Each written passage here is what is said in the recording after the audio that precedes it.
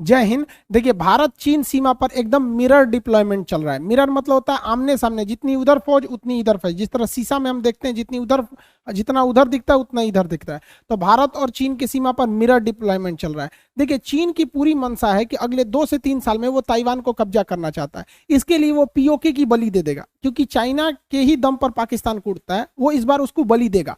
और हम देखते हैं कि जो अभी ड्रोन अटैक हुए हैं उसको काउंटर करने के लिए भारत ने कौन कौन से थिएटर कमांड या एयर डिफेंस कमांड बनाए, ये क्या चीज यहाँ चल रहा है। देखिए, चाइना कई हद तक वो चाहता है चाइना कि वो अपने पूर्वी साइड में ताइवान पर कब्जा कर ले, लेकिन इधर भारत को वो कंट्रोल करने के लिए, काउंटर करने के लिए लगातार सेना बढ़ा रहा है। लेकिन चाइना के साथ एक समस्या क्या है कि उसकी फौज उतनी हाई एल्टीट्यूड पे एक्यूमिडाइज नहीं कर पा रही है, और भारत की सेना इस हद तक इसमें सक्षम है। तो चाइना इसके लिए कई तरह की रणनीति चल रहा है। चाइना का चाल ये है कि वो ताइवान को कब्जा करना चाहता है इस साइड में, लेकिन उससे ये दूरी इतनी खतरनाक है और इतना पर्वत एरिया है, क्योंकि चाइना को पता है कि अगर वो इस एरिया में काउंटर करेगा तो ऐसा नहीं है कि ताइवान अकेला रह जाएगा। ताइवान को बचाने के लिए नाटो सेना, अमेरिका, यूरोप जरूर आएंगे यहाँ पर। तो उसके लिए जरूरी है चाइना को कि वो दूर से आएंगे तो भारत यहाँ न्यूट्रल पड़ा रहा है, इसलिए भारत को इधर चौतरफा घेरता है। चाइना जो है ये जिबूती में उसकी जीडीपी से ज्यादा कर्जा देके उसे डेप ट्रैप में फंसा लिया है, और वहां अपनी आर्मी का बेस बना लिया। भारत का अभी किसी भी दूसरे देश में ऑपरेशनल एयर बेस नहीं बन पाया है अभी तक। तो जिबूती में तो कई देशों का है, अमेरिका, जापान, फ्रांस, कई देश का है। अब यहाँ तंजानिया उसका नया शिकार बन गया है। तंजानिया में वो बहुत बड़ा मिलिट्री बेस बनाना चाह रहा है यहाँ पर। इस तंजानिया को काउंटर करने के लिए हमारे पास यहाँ एजम्पशन आइलैंड था, बट वहाँ की सेशल्स गवर्नमेंट ने एजम्पशन आइलैंड को मना कर दिया। लेकिन एजम्पशन आइलैंड पर मिलना बहुत मुश्किल है, हम लोग को वहाँ पर नेवल बेस नहीं मिल पाएगा। तो एजम्पशन आइलैंड के बगल में यहाँ पर सेशल्स है, मॉरिशस एक देश है, तो मॉरिशस का भारत के साथ बहुत अच्छा संबंध है। मॉरिशस अपना द्वीप हमें दे सकता है नेवी के लिए। रीजन क्या है, देखिए, मॉरिशस ने अपना एक रियूनियन द्वीप ऑलरेडी फ्रांस को दे रखा है, तो यहाँ फ्रांस है और यहाँ पर डिगो गार्सिया है। इस डिगो गार्सिया पर अमेरिका, यूएस है और ब्रिटेन है यहाँ पर। तो अगर यहाँ हमारी नेवी आ जाती है यहाँ पर मॉरिशस द्वीप पर, तो मॉरिशस के पास आ जाती है, तो हमारा फ्रांस से भी समझौता है, अमेरिका से भी समझौता है, तो हम यहाँ पर अकेले इस एरिया को काउंटर कर सकते हैं। लेकिन चाइना तंजानिया में बहुत हैवी इन्वेस्टमेंट कर रहा है, वहां पर उसने पूरी तरह से सी पोर्ट वगैरह डेवलपमेंट करने का इरादा कर रहा है। ये केवल और केवल चाइना की चाल है कि जब इधर चलेगा तो वो भारत अपनी पूरी नेवी को इधर ना भेज सके, क्योंकि यहाँ पे अगर चाइना रहेगा तो हम लोग इधर नहीं भेज सकते अपनी नेवी को। इस एरिया में चाइना अफ्रीका के साइड में तो डिस्टर्बेंस कर ही दिया, साथ में हम लोग यहाँ से पूरी नेवी को इधर नहीं भेज सकते, क्योंकि यहाँ पाकिस्तान भी है, वो चाइना के इशारे पर ही यहाँ डिस्टर्बेंस चालू करेगा जब चाइना इधर ताइवान पर अटैक करेगा। तो अभी चाइना क्या है, श्रीलंका को पूरी तरह अपनी जाल में फंसा दिया है। श्रीलंका के कोलंबो एयरपोर्ट को बनाने के लिए चाइना ने इतना पैसा दिया कि ये लोग कर्जा नहीं चुका पा रहे हैं, और अब ये श्रीलंका एयरपोर्ट, ये यहाँ का कोलंबो पोर्ट चाइना जो है 99 साल के लिए लीज पे ले लिया है। अब बताइए, ये महिंद्रा राजपक्ष जी ये इनको फीता कटवा रहे थे, इस ससुरा उसका खतना काट दिया है यहाँ पे। अब क्या करोगे भैया, चाइना पे भरोसा करोगे तो यही होगा। अभी चाइना ना क्या कर रहा है, श्रीलंका में एक शहर बनाने जा रहा है, उसके नीचे जो मिनी चाइना होगा, वहां चाइना का संविधान लागू होगा, चाइना के लोग वहां रहेंगे, वहां दूसरा कोई नहीं आ सकता है, चाइना की कंपनी रहेगी, वहां चाइना की मुद्रा चलेगी, चाइना का सिम कार्ड चलेगा, पासपोर्ट चलेगा, वीजा चलेगा, स्कूल चलेगा, सब। वो एक मिनी चाइना है यहाँ पर। अब हमारे लिए सरदर्द है कि हमारे नीचे यहाँ बैठ जाएगा चाइना यहाँ पर, और चाइना, श्रीलंका खुद चाइना से परेशान है। वहां चाइना के वर्कर ना वर्दी पहन के घूम रहा है सब फौज की तरह, और वहां के लोग को एक दो हाथ लगा दे रहा है सब। अब वहां श्रीलंका के लोगों को समझ में आ रहा है चाइना जो है ना वो भारत को घेरना चाहता है, वो बस हर हाल में चाहता है कि ताइवान को कब्जा कर लेना। इसलिए अगर आप ध्यान से देखेंगे तो वो जिबूती में फंसा रहा है, तंजानिया में फंसा रहा है, यहाँ फंसा रहा है, ग्वादर पोर्ट पे फंसा रहा है, मतलब आप इधर ही उलझे रहिए। साथ ही वो अपनी सेना का डिप्लॉयमेंट इधर कर रहा है तिब्बत के एरिया में, लेकिन उसकी फौज तिब्बत में हाँफने लगती है, कोरोना की तरह बहुत ऊंचा है रे ससुरा, ठंडा मार देगा हमको। चाइना की फौज यहाँ 15 दिन भी नहीं टिक पाती है, और हमारे यहाँ सियाचिन युद्ध, कारगिल युद्ध पहाड़ों पर जीत लिया गया, तो हम लोग से लड़ना चाइना को नेचुरली थोड़ा सा दिक्कत। देखिए, हमारी आर्मी स्ट्रांग है, हमारे पास मोटिवेशन है, एक से एक योद्धा है, बट नो डाउट चाइना के पास लॉजिस्टिक सप्लाई यानी उसकी ट्रेन नेटवर्क, और उसके पास हथियार एमुनेशन तगड़े हैं, यानी उसकी टेक्नोलॉजी और लॉजिस्टिक हमसे तगड़ा है। तो चाइना यहाँ पर उसकी फौज ही नहीं टिक पा रही है, इसलिए चाइना क्या कर रहा है, तिब्बत के लोगों को यहाँ से ही भर्ती कर रहा है सेना नाम में। अब तिब्बत को खुद ही कब्जा कर रखा है, तिब्बत के लोगों को भर्ती कर रहा है। तो इसमें भारत के पास एक प्लस पॉइंट क्या है कि वो तिब्बत के लोगों को भड़का सकता है कि भाई जो तिब्बती फौज चाइना में गए हैं, तो मोदी जी आराम से दलाई लामा से कह सकते हैं कि तिब्बत हमारा कब्जा किया जमीन है, कोई भी तिब्बती फौजी न लड़े। और अभी से नहीं, ये पहले से सीक्रेट रहना चाहिए। जब लड़ाई का माहौल हो तो एक बार दलाई लामा अगर कह देंगे ना तो धार्मिक मामला हो जाता है, तुरंत मान लेते हैं लोग एक बात को, किसी भी बात को। धार्मिक चीज में ना वो सही गलत नहीं दिखता है, सीधे हमरा धर्म गुरु बोला सही है यहाँ पर। तो दलाई लामा एक बार बोल देंगे कि जो भी तिब्बती फौजी है चाइना की ओर से न लड़े। तो यहाँ पे देखिए तिब्बत के लोग स्वतंत्रता के लिए बहुत बहुत आंदोलन भी करते हैं, ये लोग बहुत जुल्म करते हैं तिब्बत के ऊपर, ये ससुरा तिब्बतियों के ऊपर, वीगर मुसलमानों के ऊपर, लेकिन इनके खिलाफ कोई बोलता नहीं क्योंकि इनके पास पैसा, टेक्नोलॉजी सब कुछ है। तो यहाँ हमारे लिए दलाई लामा काम आ सकते हैं क्योंकि इनका शरण स्थल भारत में है। आप बताएंगे दलाई लामा हिमाचल प्रदेश में कहाँ इनका शरण स्थल है, कहाँ इनका मतलब आश्रम है। चाइना जब हांगकांग को पूरी तरह से दबा दिया तो ही चाइना का मन बढ़ने लगा। हांगकांग का एप्पल्स डेली अखबार को इतना टॉर्चर किया कि उस अखबार के मालिक को जेल कर दिया गया, वो न्यूज़पेपर बंद हो गया, चाइना के खिलाफ लिखता था। सोचिए चाइना अपने खिलाफ कुछ भी नहीं सुन सकता है। अब उसकी नज़र पूरी तरह से ताइवान पे है। अब ताइवान के लोगों, ताइवान के मिनिस्टर वगैरह भी कह चुके हैं कि बहुत जल्द हो सकता है चाइना हमारे पर अटैक करे। हालांकि यूएस नेवी हमेशा इस एरिया में डिप्लॉय रहती है, तो ये, लेकिन देखिए चाइना अगर इस साइड में इन्वॉल्व होगा तो यूएस भी डायरेक्ट चाइना से नहीं उलझने वाला है। तो इस साइड में हम लोग को क्या फायदा होगा, ध्यान से समझिए। रियलिटी ये है कि अभी के वक्त में, एट टाइम प्रेजेंट में, चाइना हमसे पैसा, लॉजिस्टिक, टेक्नोलॉजी, हथियार, संख्या, हर चीज में ज्यादा है। हमारे पास राफेल जैसे जहाज भी खरीद के आते हैं। ड्रोन दुनिया में सबसे ज्यादा चाइना बनाता है, हमारे पास शादी ब्याह वाले भी ड्रोन नहीं है। तो अभी के वक्त में चाइना से उलझना समझदारी नहीं है। देखिए वक्त आने पर आप हाथी को भी गिरा सकते हैं, लेकिन उसका वेट कीजिए। लेकिन जब चाइना ये सोचेगा कि उसको ताइवान पर कब्जा करना है तो उसकी ज्यादातर फौज इस साइड में इन्वॉल्व रहेगी, क्योंकि इधर नाटो सेना आ जाएगी, अमेरिका आ जाएगी, ये वगैरह आ जाएंगे। यही सबसे बेस्ट मौका रहेगा भारत को कि इस साइड से पीओके कब्जा कर ले, क्योंकि चाइना दो फ्रंट पर नहीं लड़ सकता है, कंफर्म है। चाइना के लिए फर्स्ट प्रायोरिटी रहेगी ताइवान को कब्जा करना। इसी वक्त अगर हम पीओके पर हमला करके ये लेते हैं तो उस वक्त चाइना पाकिस्तान को मरते छोड़ देगा, ये गारंटी। इसलिए उसने उसको डुप्लीकेट हथियार भी दे रखे हैं और सीधे कह देगा हम क्या कर सकते हैं यहाँ पर। और अगर एक बार में पीओके आ गया तो भैया ये सीपीईसी जो सड़क है, ये चाइना से कनेक्टिविटी टूट गया, ससुरे ग्वादर बंदरगाह तुम्हारा काम खत्म। अब तुमको ग्वादर बंदरगाह के लिए घूम के आना पड़ेगा। यहाँ हमारा अंडमान निकोबार है, तुम्हारा खूब अच्छा से परछावन किया जाएगा, थूर थार के मुंह हाथ। यहाँ से भारत इसके लिए तैयारी भी कर रहा है। भारत ने क्या किया है, अपने साइड यहाँ पर कर्नाटक के कारवार में बहुत बड़ा नेवल बेस बना रहा है, एशिया का सबसे बड़ा नेवल बेस, और एक विशाखापट्टनम में इधर में। अब इन दोनों की खासियत समझिए। पहले नेवल बेस कारवार का समझते हैं, फिर विशाखापट्टनम का समझते हैं। देखिए कारवार में ऑपरेशन सी बर्ड, जो प्रोजेक्ट सी बर्ड है, प्रोजेक्ट सी बर्ड के तहत वहां सबसे बड़ा नेवल बेस बनाया जा रहा है। वहां नौसेना की जहाजें आएंगी, लंगर डालेंगी,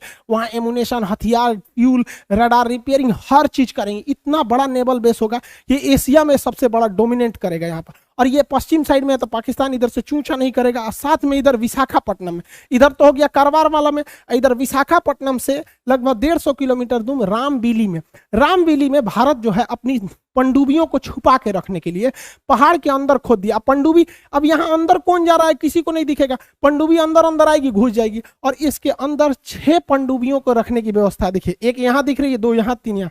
ये पनडुब्बी छोटी मोटी नहीं होती है, ट्रेन की साइज की होती है सर। ट्रेन समझते हैं ना, जो रेलगाड़ी उतना बड़ा बड़ा होती हैं सब, और पानी के अंदर चलती हैं सब। अब साइलेंट किलर बोला जाता है। तो रामबीली में हम ऐसे पनडुब्बियों को छुपा सकते हैं। चाइना भी इस पर बहुत पहले से तैयारी कर रहा है। चाइना ऐसे 6 नेवल बेस यहाँ बना लिया है, जिसका सबसे बड़ा नेवल बेस हेनान प्रायद्वीप में, या जो है उसका यूलिन नेवल बेस है।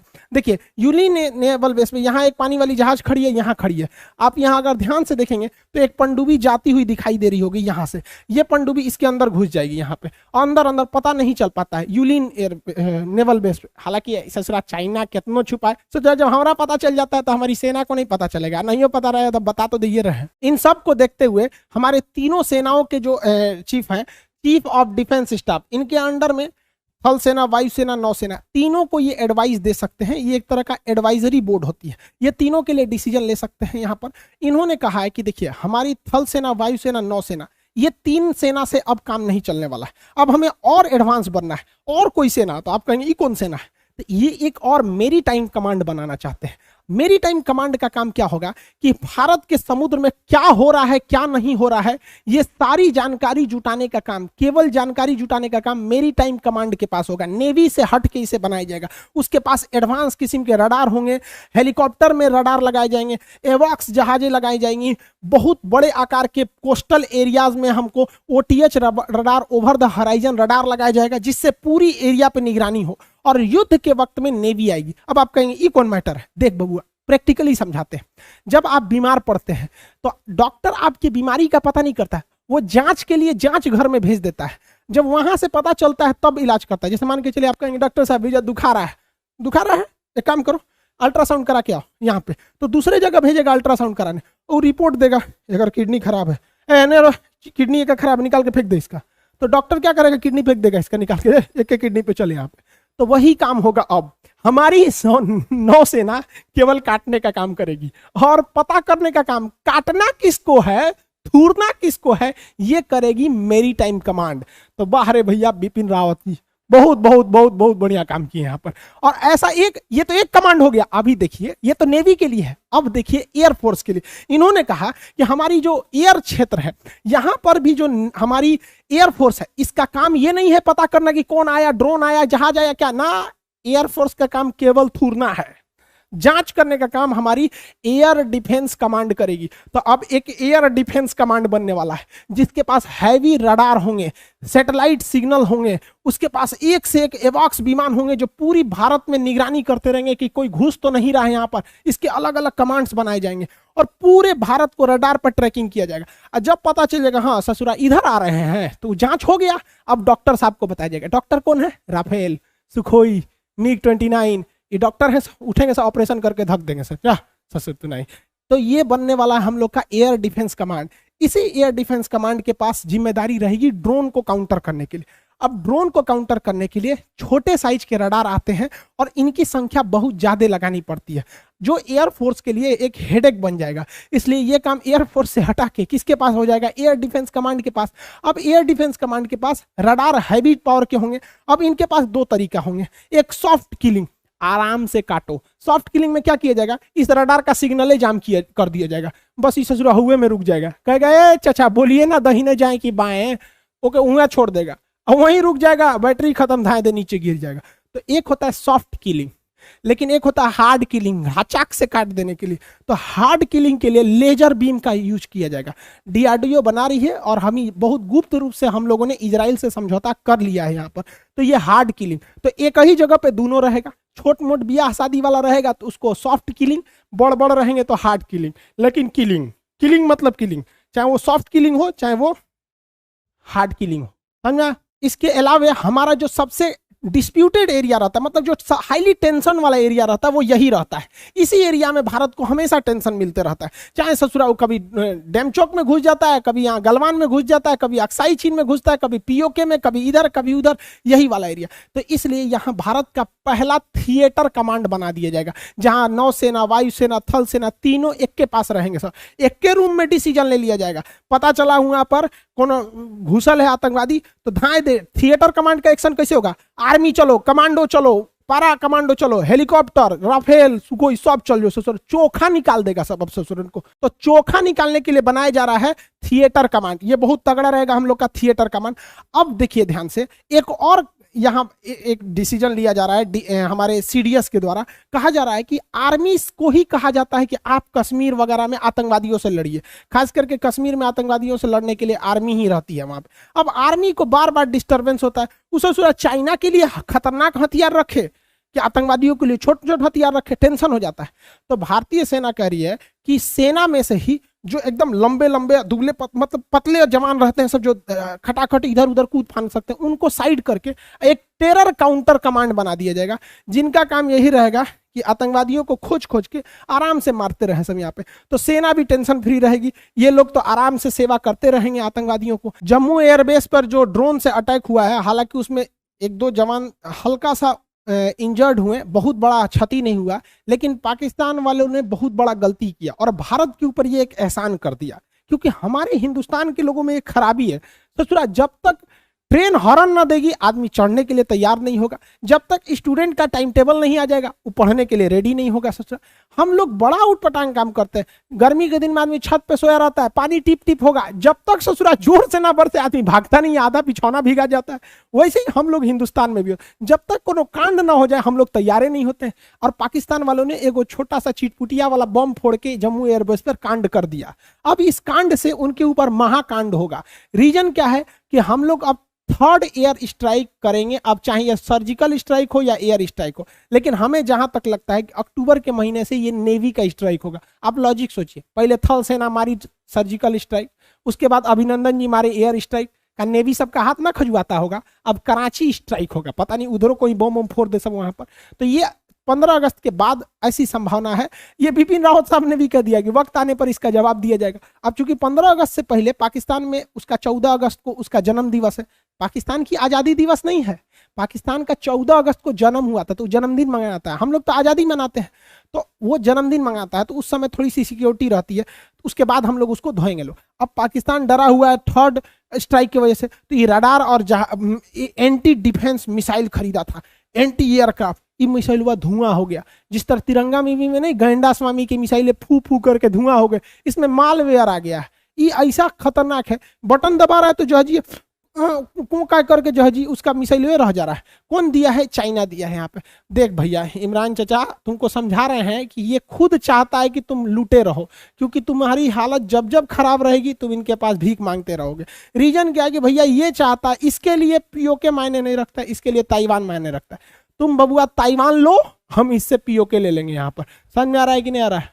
आई होप आप समझ गए होंगे कि जब चाइना इस ताइवान पर हमला करेगा तो हम लोग के लिए सबसे बेस्ट मौका रहेगा कौन से चीज को? पीओके को लाने के लिए। आगे कब third air strike surgical strike कब होता है, जब होगा तब हम लोग समझ जाएंगे। मिलेंगे नेक्स्ट क्लास में। जय हिंद।